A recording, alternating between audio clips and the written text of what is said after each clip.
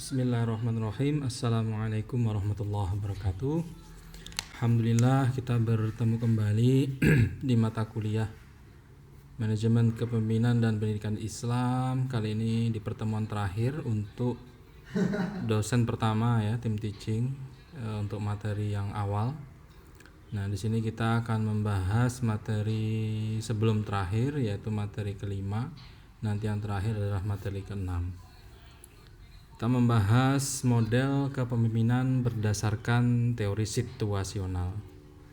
Seperti yang sudah saya sampaikan saat kontrak kuliah dulu ya, jika tidak luring maka kuliah daring bisa live Google Meet atau Zoom, atau juga dengan YouTube, dan nanti diskusi di Google Classroom. Nah, ini metode yang ketiga ini juga kita pakai setelah kita pekan lalu luring ya.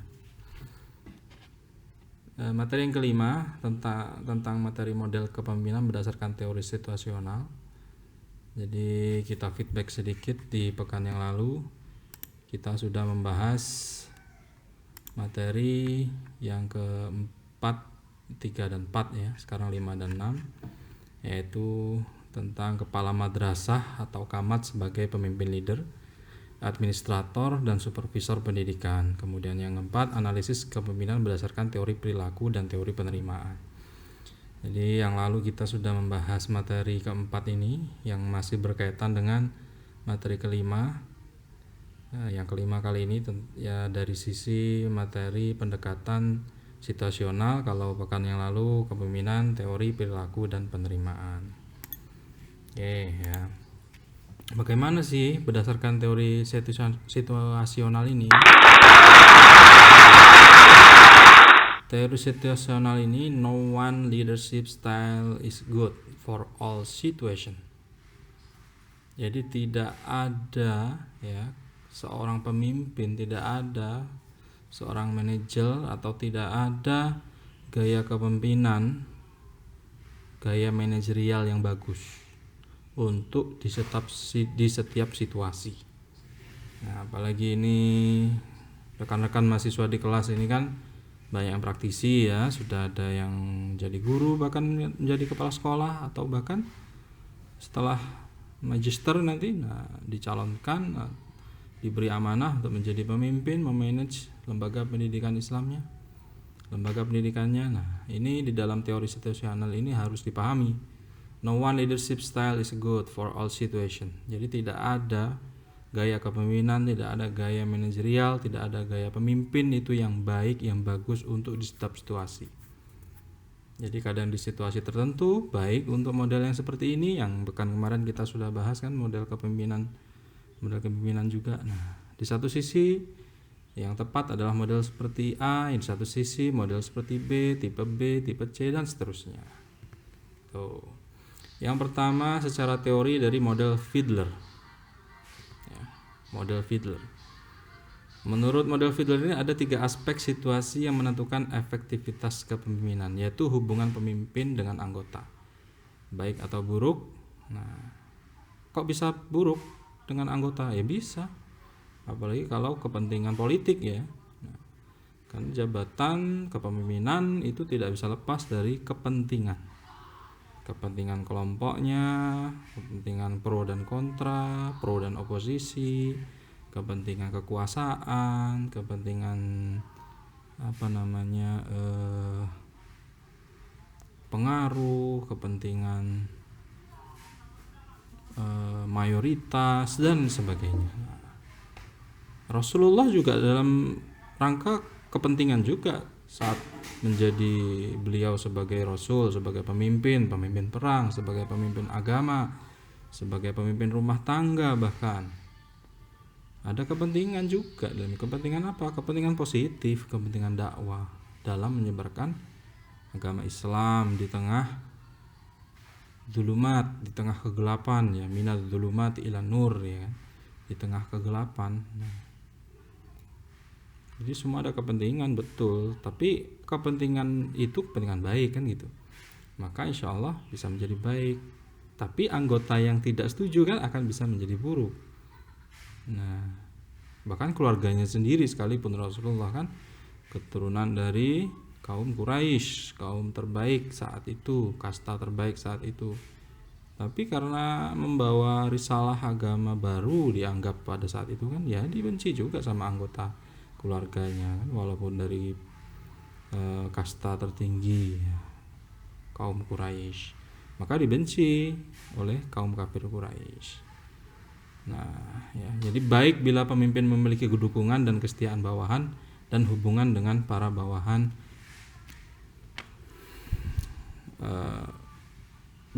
dan hubungan dengan para bawahan bersahabat dan kooperatif dan sebaliknya. Ya, jadi bisa baik, bisa buruk. Yang kedua, struktur tugas. Nah, ini situasi ya. Jadi kalau sudah baik, kemudian struktur tugasnya itu baik pula, penempatan seseorangnya juga sesuai keahliannya, tidak karena kepentingan juga lagi-lagi ya kan. Nah, ini juga pas. Terstruktur bila terdapat standar prosedur operasional untuk menyelesaikan tugas. Ada SOP-nya. Oh, SOP untuk menjadi kepala madrasah bidang humas itu apa, minimal apa, syaratnya apa gitu ya. Yang tugasnya apa saja. Tuh, kemudian gambaran rinci dari produk atau jasa yang telah jadi. Jadi tugas yang sudah ada itu bagaimana dievaluasi, disempurnakan atau diperbaharui. Indikator objektif mengenai seberapa baik tugas itu dilaksanakan dan sebaliknya.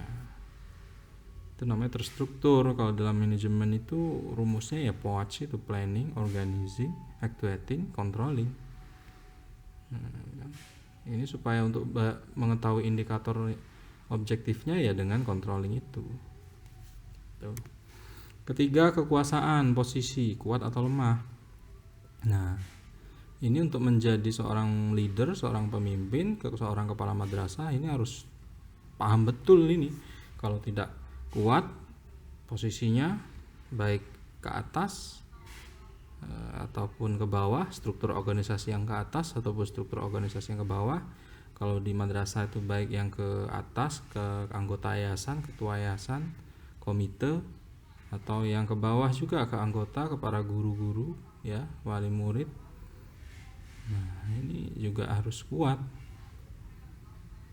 Nah, bila pemimpin memiliki kewenangan untuk mengevaluasi kinerja bawahan dan memberikan penghargaan dan hukuman dan sebaliknya.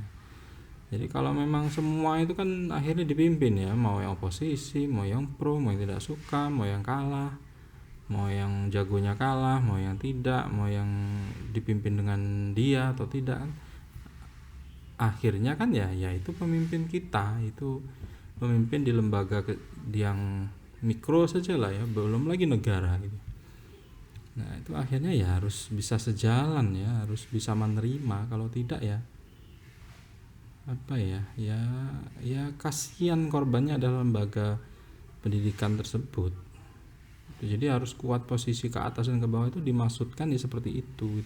Jika mengambil kebijakan itu dan itu bisa diterima selama kebijakan itu baik, tidak menyalahi aturan SOP, tidak menyalahi ADART, tidak menyalahi statuta, tidak menyalahi yang sudah disepakati baik sebelum maupun yang akan direvisi kesepakatan itu.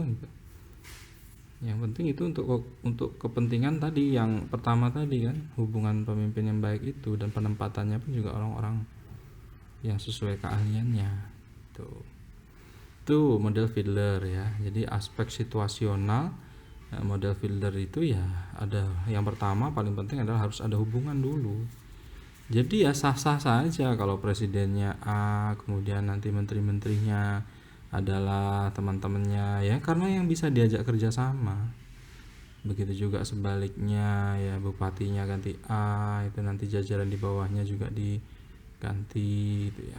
Ya pokoknya kita itu bekerja di awal perkuliahan, tema yang awal dulu kan ya sesuai dengan pendidikan Islam itu sendiri, sesuai dengan ajaran Islam itu sendiri. Ya, untuk ibadah wa ma khalaqtul jinna wal insa illa liya'budun, semuanya kan seperti itu. Dalam kacamata manajemen di mata kuliah kita ini ya untuk membesarkan lembaga pendidikan. utamanya lembaga pendidikan Islam harus besar, harus bisa berdaya saing, harus berkualitas. Nah, tuh.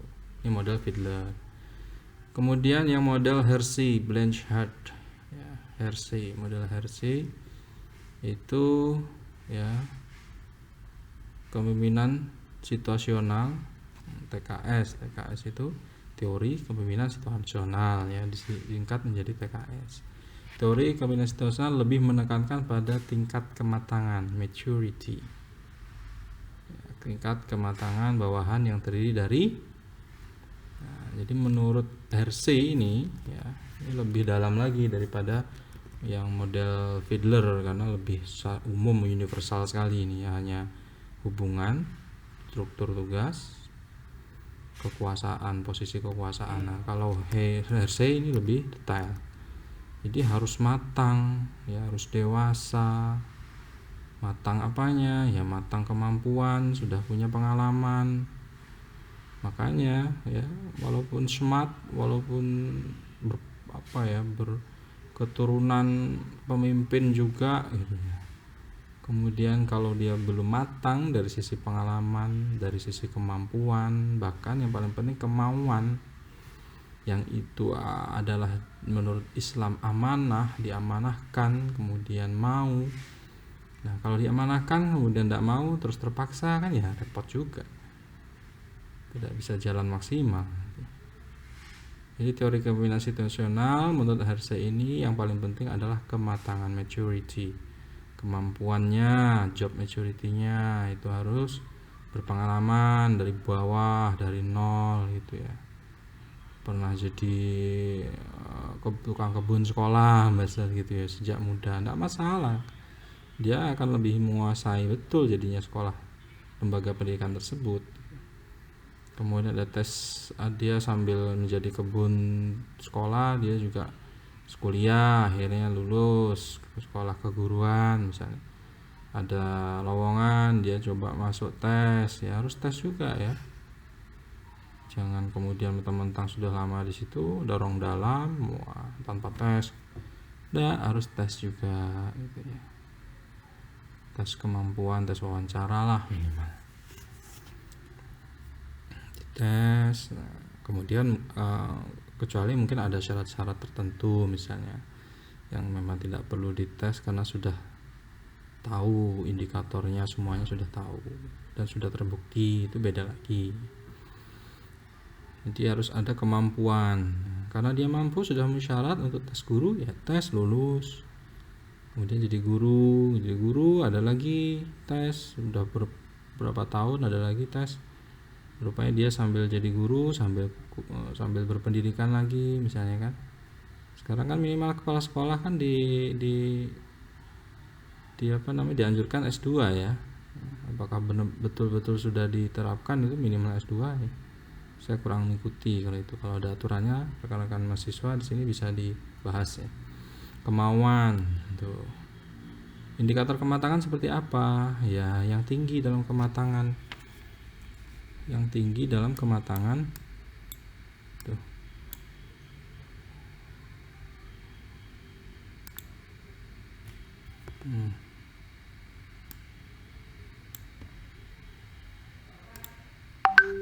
Yang tinggi dalam kematangan pengalaman kinerja, pengalaman kerja.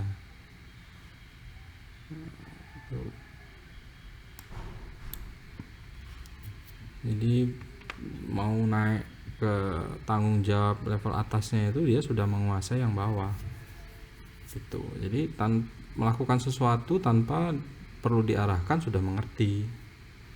Kemudian seorang yang tinggi dalam kematangan psikologis, punya kemauan, motivasi, ya tahu kalau ini amanah akan dipertanggungjawabkan di akhirat kelak gitu ya. Nah, dan harus benar-benar serius, berkualitas gitu. Nah, itu juga akan menghemat tenaga, menghemat waktu dalam pengawasan si pimpinan di atasnya gitu. Jadi seorang pemimpin juga harus tahu tingkat kematangan para bawahannya, para teman sejawatnya gitu ya, harus dilihat itu, jangan kepentingan jangan kepentingan sesaat saja, hawa nafsu saja ya, atau like dislike gitu ya, jangan itu. Yang dikorbankan nanti lembaganya ya, dan harus berfokus seorang pemimpin itu secara makro, tidak bisa fokus satu titik saja atau satu fokus saja ya, harus berbagai faktor gitu, faktor macam-macam ya, tidak dituntut siswanya yang banyak gitu, tidak hanya itu dari situ saja ya, banyaknya siswa akan yang banyak masukan uang SPP dan enggak, tapi banyak faktor, guru pendidik yang kualitas ya, yang aktif, yang kredibel, yang berintegrasi, punya integritas, itu juga harus dilihat. Jangan like dislike, jangan suka tidak suka gitu. Tidak dilihat dari kematangan yang lain itu. Ini menurut Hersey. Kemudian kepemimpinan situasional menggunakan dua dimensi kepemimpinan, yaitu perilaku tugas dan perilaku hubungan, dan dikembangkan menjadi 4 perilaku, yaitu mengatakan, telling. Mengatakan, maksudnya apa ini? Maksudnya ini lebih banyak tugas daripada hubungan emosionalnya ya, hubungan ngobrolnya dan sebagainya gitu. Lebih banyak tugas biasanya di perusahaan-perusahaan yang ada target gitu ya, perusahaan-perusahaan multinasional, nasional kan. Nah, ada dimensi perilaku menjual atau selling. Ini tugas yang tinggi, hubungan juga tinggi ya. Ini pemimpin ini banyak memberikan tugas-tugas terstruktur sekaligus juga dorongan kepada pengikut. Dorongan itu macam-macam ya, bisa berupa reward, berupa punishment, berupa motivasi, berupa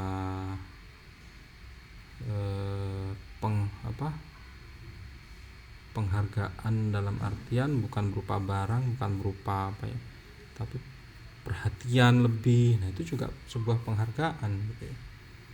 Nah, ini yang selling, menjual. Ini dimensi kepemimpinan yang perilaku tugas dan perilaku hubungan. Jadi bukan hanya tugas saja ya, tapi hubungan juga perlu. Juga bukan hubungan saja, tapi juga perlu. Hubungan baik ya, tapi dia tidak bisa melaksanakan tugas baik, bagus, dipimpin gitu misalnya. Bentar. Halo, Waalaikumsalam. Sudah. Oke. Boleh harus lewat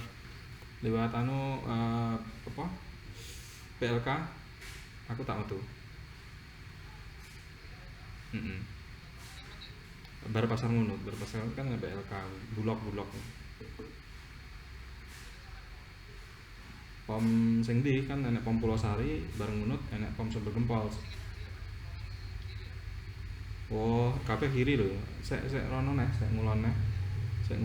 Soalnya rojo tangan sek atuh. Oh. Oke.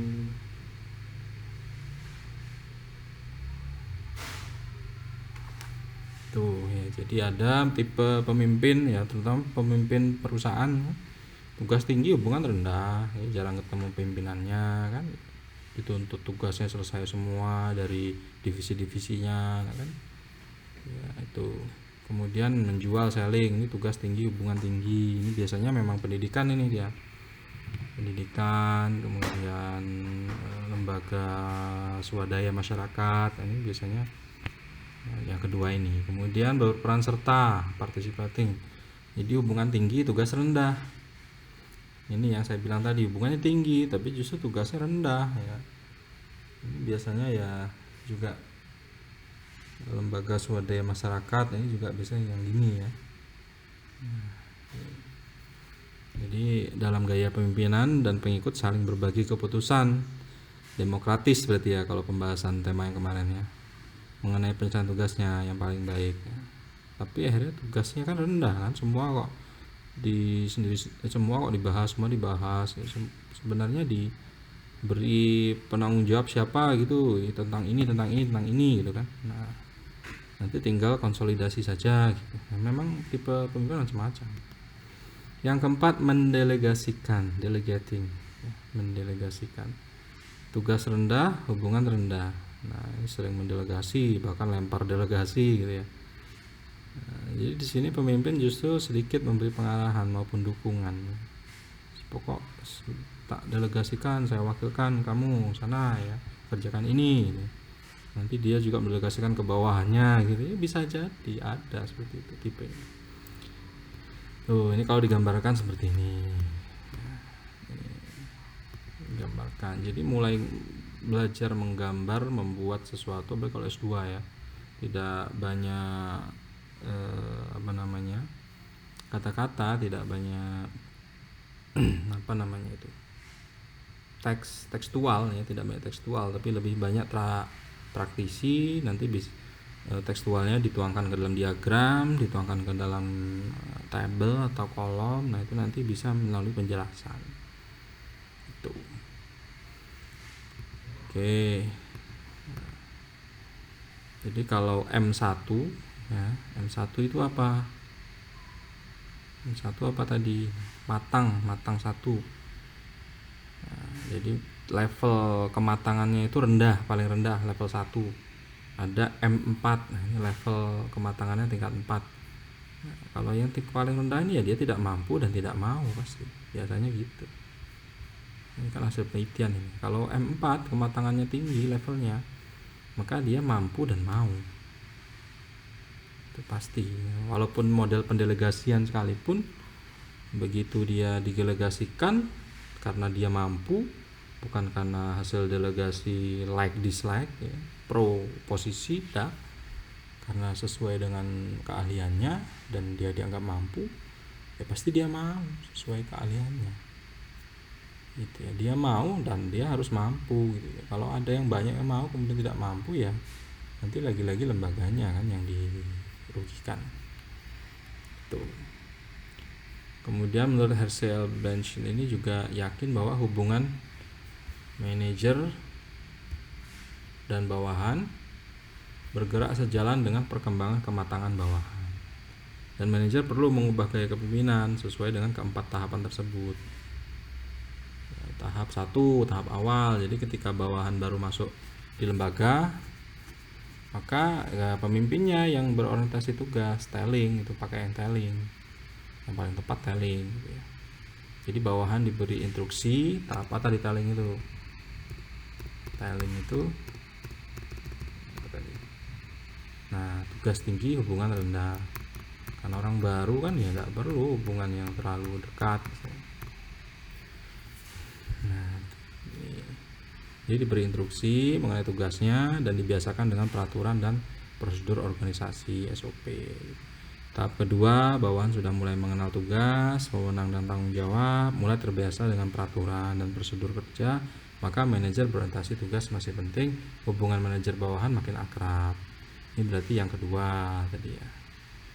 Yang kedua. Kemudian yang ketiga, bawahan telah meningkat kemampuannya, bawahan sudah dapat melaksanakan tugas tanpa harus menunggu perintah, maka bawahan sudah dapat diajak untuk berperan serta memberikan berbagai masalah organisasi.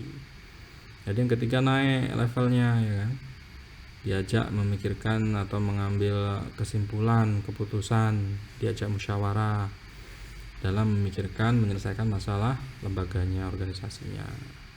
Nah, yang tahap akhir keempat, bawahan benar-benar telah tumbuh kemampuan dan kemampuannya untuk berkarya dengan prestasi tinggi.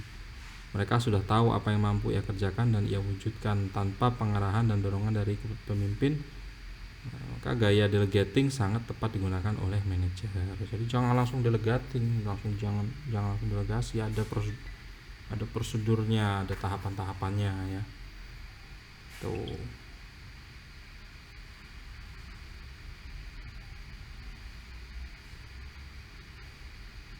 Oke. Jadi jangan langsung ke level 4 ya, jangan juga langsung ke level 3. Harus ada prosesnya. Oke. Nah, kemudian ada lagi gaya kepemimpinan host. Host ini mengidentifikasikan 4 gaya kepemimpinan. Pemimpin direktif. Kalau kemarin ada autokratif, demokratis ya. Ini pemimpin direktif, leader directiveness. Ini pemimpin membiarkan bawahan mengetahui apa yang diharapkan untuk mereka lakukan, kemudian memberikan bimbingan, kemudian meminta bawahan mengikuti peraturan dan prosedur kerja SOP ya. Kemudian membuat jadwal dan mengkoordinasikan pekerjaan. Imbalan untuk mengendalikan perilaku. Ada reward, ada punishment. Ada penghargaan, ada teguran gitu. Jangan sama aja semua, yang baik didiamkan ya, yang tidak baik kemudian tidak ditegur ya, akhirnya ya yang baik jadi malas, atau yang baik ya dia baik untuk dirinya sendiri bukan dengan untuk organisasi atau lembaganya.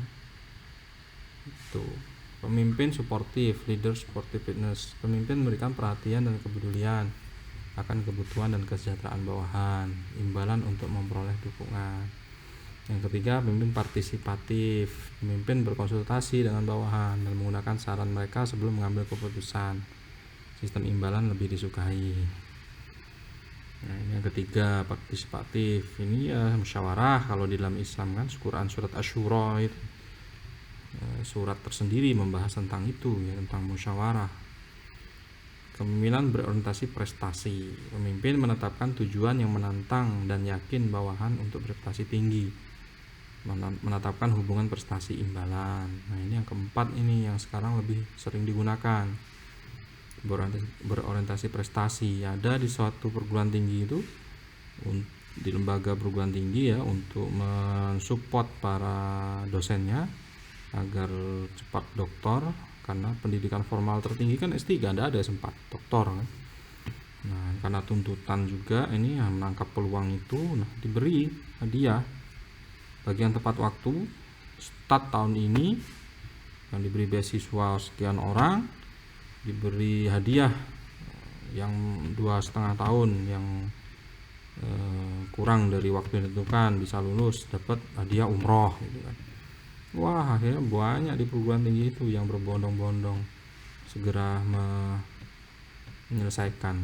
Dan itu juga ada orientasi, sesuai orientasi juga, karena 4-5 tahun umur akreditasi yang mau akan habis. Akhirnya setelah mau akan habis, tuntutan akreditasi terbaru dari negara sudah berubah, tuntutannya makin banyak. Nah, jadi bisa mengikuti itu. Keuntungannya kan seperti itu, berorientasi prestasi. Jangan jangan punishment terus ya. Ini kalau salah dikata-katain, disalah-salahin, tidak.